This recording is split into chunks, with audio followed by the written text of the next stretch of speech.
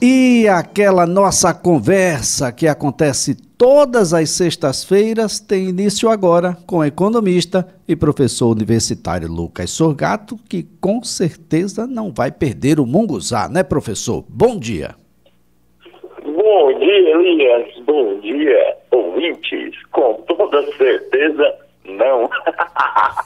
E é muito interessante isso, Elias, que é um ponto da economia que vem se desenvolvendo, que é a chamada economia criativa, né? Isso daí envolve muitos desses pequenos comerciantes, desses eventos, e tá bem interessante toda essa lógica, Elias. Bem, professor, mas para além de munguzá, a gente vai ter muito sururu, só que num outro sentido, não nesse sentido que a gente está imaginando a partir de agora. Há um cenário aí que está motivando aos economistas a acreditarem em um cenário de inflação maior do que o previsto inicialmente. Mas, professor, o dólar está abaixo de 5, isso faz tanto tempo que não acontece. Eu acho que metade do ano passado, a gente passou pelo menos metade do ano passado com ele acima, a Selic estabilizou, tendência provável de queda um pouco mais adiante. Como é que essa situação prospera, professor? Olha, Elias, são duas coisas que a gente vai ter que olhar, parar e analisar aqui. Primeira situação, o dólar ele vem caindo, né? Ou seja, o real foi a moeda que mais valorizou no mundo agora em janeiro, Elias, tá? Então a gente voltou a ter uma relação taxa de câmbio dólar real de 4,94 a gente chegou agora. Bom, o que significa?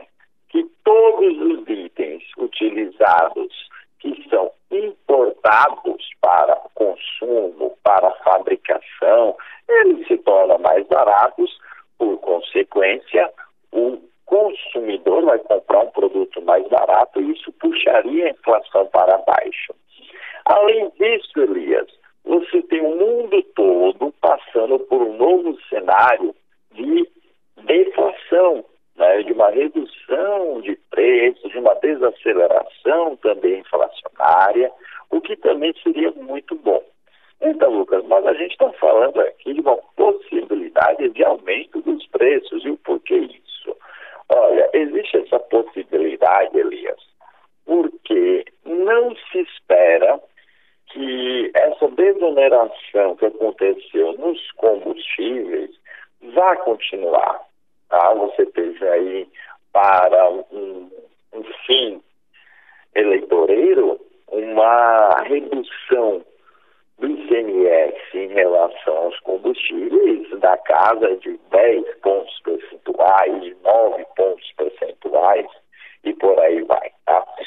Isso daí está um cenário de ser modificado, ou de retornar como era, ou então de aumentar um pouco, indo para uma redução ao invés de 9, 10 pontos, 4 pontos, 5 pontos, 6 pontos, e os estados voltando a ganhar esse fôlego, voltando a ganhar essa arrecadação financeira.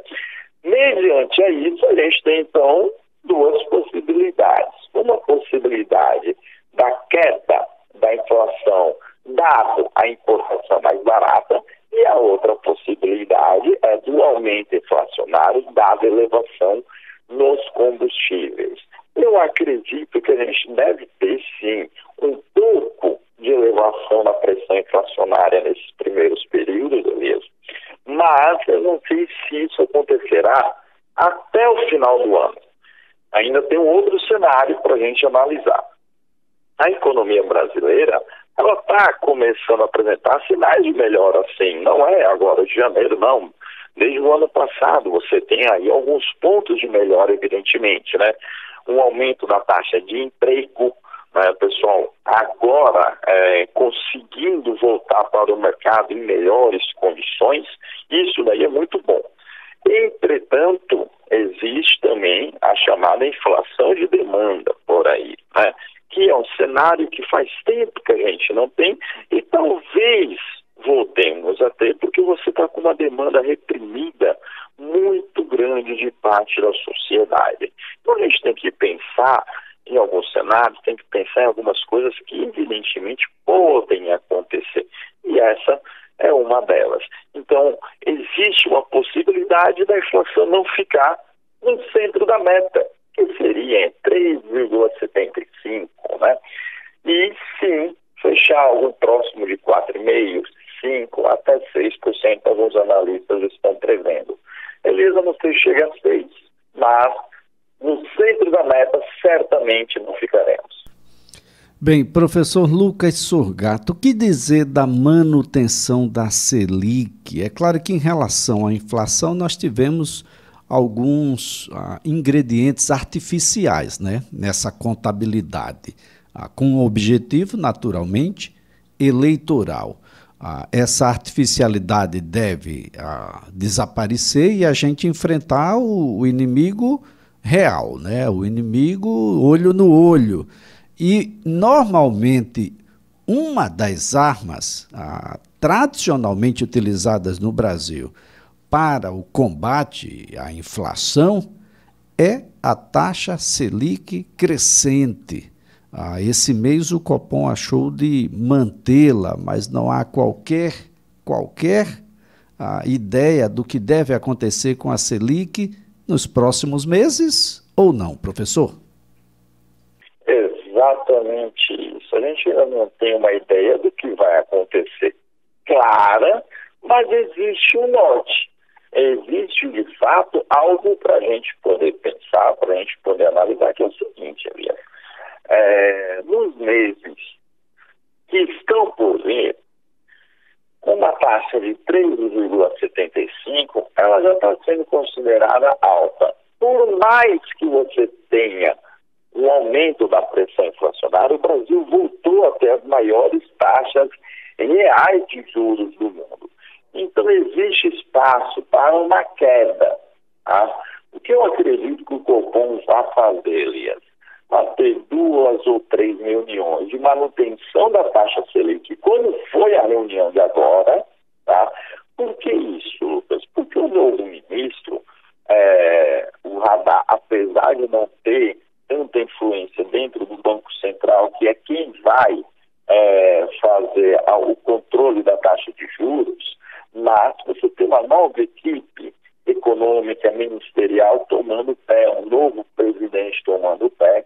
Eu acredito que nesse momento, apesar da autonomia do Banco Central, você vai ter uma manutenção da taxa de juros, porque a inflação está no patamar aceitável. Ela não está boa, está no patamar aceitável. Tá? Contudo, Elias, a tendência dessa inflação será de fato um cenário de um aumento, mas um aumento. Entretanto, a taxa de juros para controlar isso já está alta. Acredito eu que após 2 ou 3 reuniões, quando você tiver uma definição mais clara da economia, dos rumos dessa economia, das políticas econômicas a serem adotadas, das reformas que serão instituídas para o mercado, estou falando muito da reforma tributária, Elias.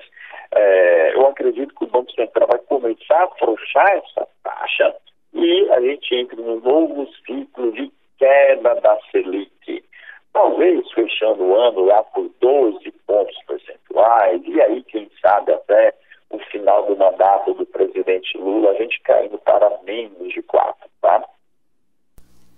Agora, professor, em relação a essa taxa, aliás, está sendo bastante comentado, a taxa Selic, foi uma postagem do senador Flávio Bolsonaro, do PL do Rio de Janeiro, filho do ex-presidente Jair Bolsonaro, criticando a atual taxa básica de juros e criticando o PT, mas acabou atingindo o próprio governo do pai, né? A presidente do PT, a deputada federal Gleisi Hoffmann, ela fez uma postagem dizendo que não há economia do mundo que resista a uma taxa de juros de 13,5% e errou, né? Na verdade, 13,75%. Segundo ela, o Brasil precisa de crescimento, gerar emprego, oportunidades e não pode ficar esperando que o Banco Central caia na real. Então, o filho de Jair Bolsonaro, o senador Flávio Bolsonaro, fez uma postagem dizendo que, pelo visto, abre aspas, pelo visto, na turma do PT é mais fácil culpar o médico pelo diagnóstico do que fazer o tratamento correto. A taxa de juros baixa exige contas públicas organizadas e previsibilidade, tudo o que tínhamos no governo Bolsonaro. Em tempo, a taxa de juros 13,75 ao ano e não 13,5 como informou a petista. Mas é importante destacar que Jair Bolsonaro pega uma taxa de juros em 6,5% e que 13,75% é uma herança do governo Bolsonaro, porque é a mesma taxa que está em dezembro do ano passado, e tem um detalhe, né, com um plus. O governo bolsonarista deixou o equivalente a 255 bilhões de reais em despesas contratadas e que não foram pagas para este ano, professor. Exato. Além desse desconhecimento que o senador Flávio Bolsonaro, gritante, né, porque para o cargo que ele ocupa, não se permite você desconhecer tanto. E uma outra coisa, Elias. O atual presidente do Banco Central, ele não foi mudado. Ele continua o mesmo que era do governo Bolsonaro. Né? Por que a gente tem isso? Porque você tem aí, de fato, uma lógica de autonomia. Né? Você tem aí que esse presidente do Banco Central, ele fica até 2024, Roberto Campos Neto, porque quando foi feito dentro do governo Bolsonaro a mudança para a autonomia do presidente do Banco Central, se coloca, ele fica entre as gestões. Né? Então, se sair o Bolsonaro, mas a preocupação do presidente tem que ser o controle inflacionário do Banco Central, independente de quem é o presidente da República. Então, é o indicado do governo Bolsonaro que está lá, que não fez a redução da taxa de juros da Selic, pelo simples fato de que ele tem que prezar, de fato, pelo controle inflacionário.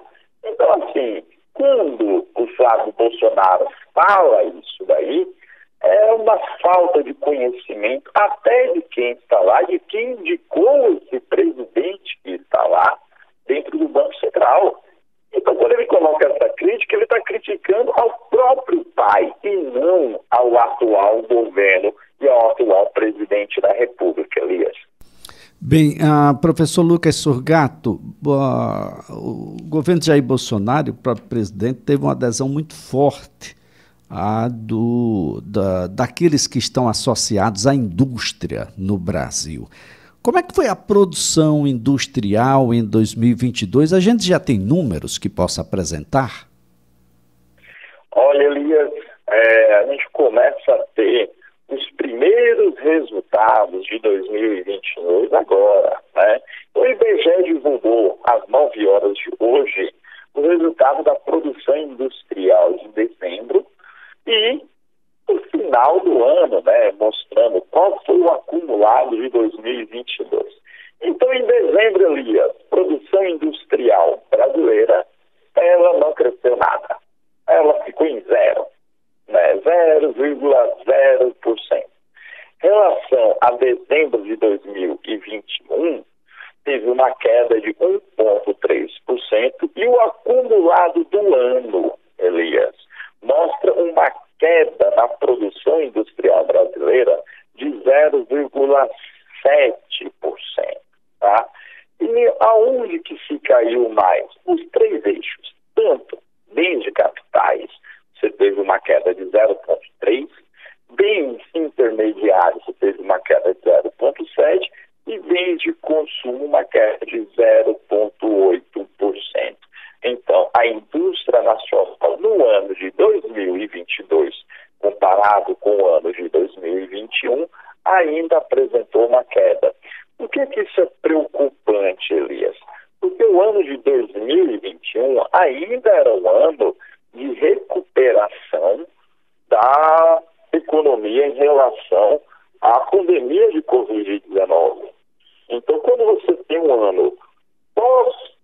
recuperação econômica, ainda na queda da produção industrial, fica muito complicado, né, para os empresários, para os segmentos de fato, se recuperar nesse período.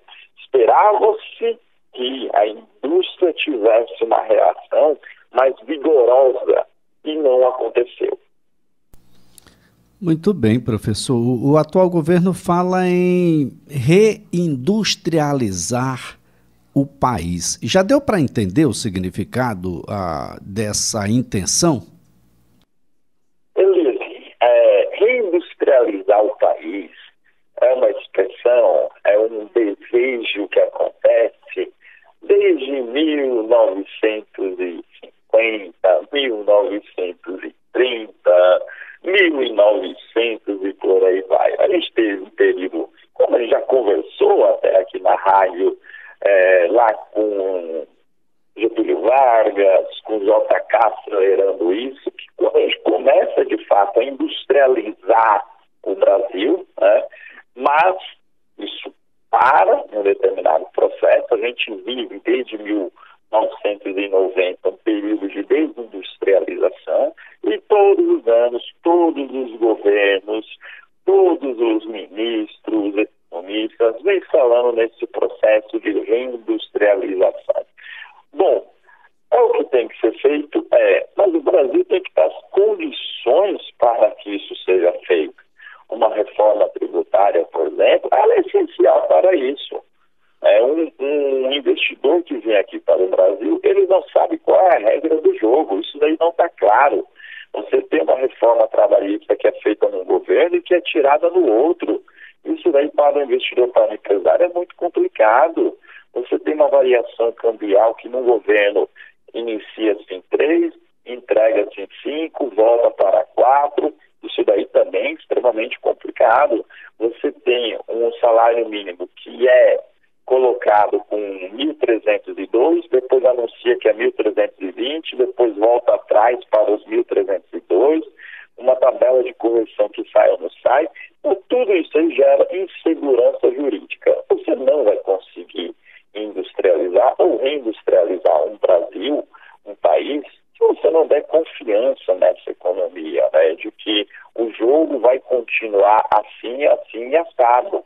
Isso fica extremamente complicado. Então, a primeira coisa que a gente tem que fazer é isso. Primeiro, corrigir distorções, criar projetos que você possa dar segurança em um horizonte jurídico-econômico mais claro, para aí sim você pensar numa industrialização. Industrialização é cara, Elias, ela não é simples, ela não é fácil. Eu preciso de uma educação para a minha população elevada, para que eu tenha produtividade. Então, são N fatores. O Brasil vai conseguir isso daqui de uma maneira simples e com o Estado brasileiro com um déficit grande, que não vai conseguir investir tanto nesse processo de industrialização, eu acho extremamente difícil hoje em dia, Elias. Muito bem, muito obrigado, professor Lucas Sorgata. É preciso que a gente tenha um pouco mais de igualdade, né, nessas relações.